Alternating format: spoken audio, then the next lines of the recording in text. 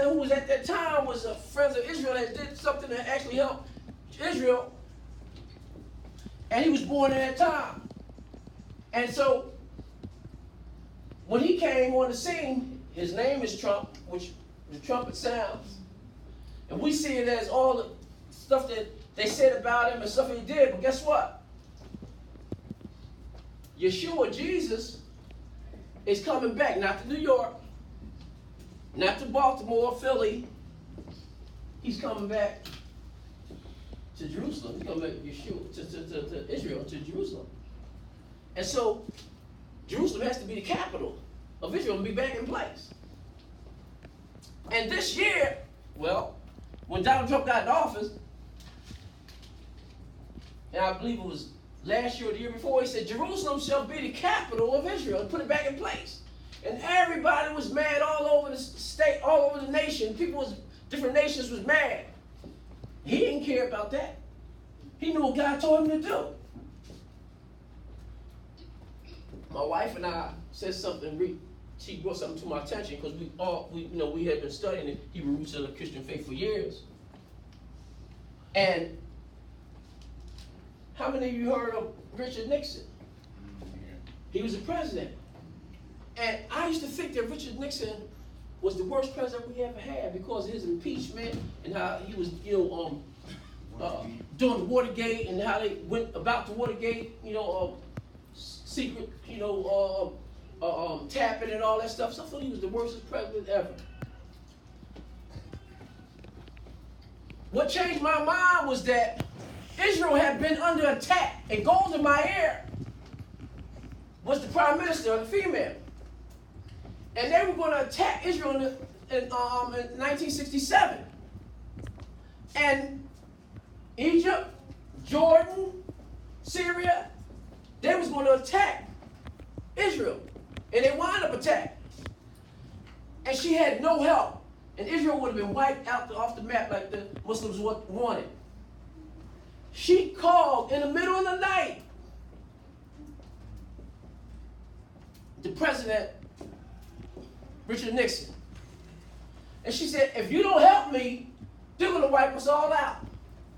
Richard Nixon's mother told him when he was a kid that you're going to help free the Jewish people. He said, you're going to help free these people, some people. And you're going to hear a voice of a woman. His mother told him that.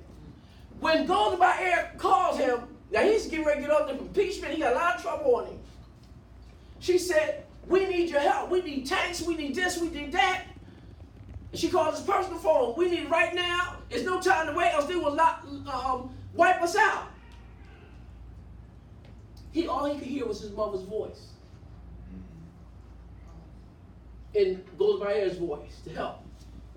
He sent them tanks. He sent them weapons all over. And the rest is history. Israel won a war. 6 days. 7 days. They won the war. They call it 6-day war, 7-day war. They won the war in 6 or 7 days. And it was help of God because they was all outnumbered. Right.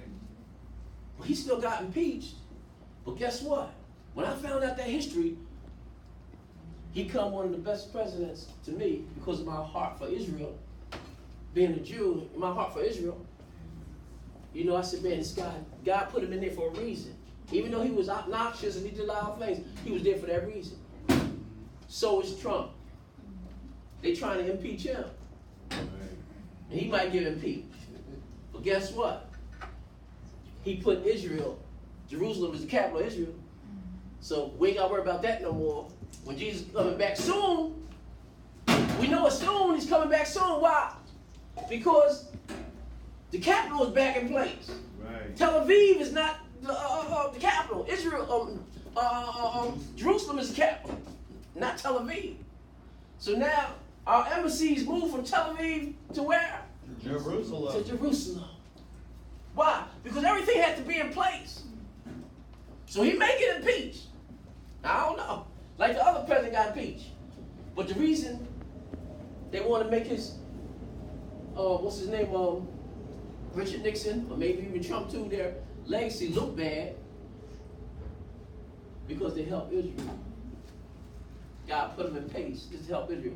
And guess what? Before he got into office, President Obama and President Bush, them before him, they didn't have a real good, strong relationship with Israel. The Bible said, if you do bless Israel, you'll be blessed, and you curse, you'll be cursed. So they was doing little stuff with all the other countries, you know, the Arabs and Syrian Arabs and Iranians and stuff, doing little stuff, you know. And Trump was straight up. Soon as he got him and Netanyahu friends, him and Netanyahu, he let you know, he said, listen, we are friends with Israel, and Israel are friends with us.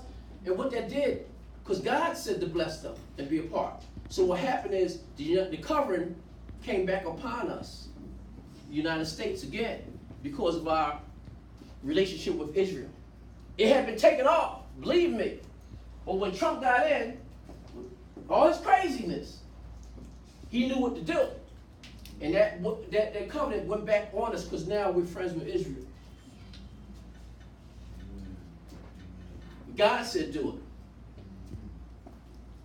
Yeah, he might be doing a whole lot of other stuff that we didn't like and all that stuff, but let me tell you something, or you didn't like. But guess what? He understood the covenant of what God told him to do. And I said something earlier, and I want to share this with you. I'll hold that for another time.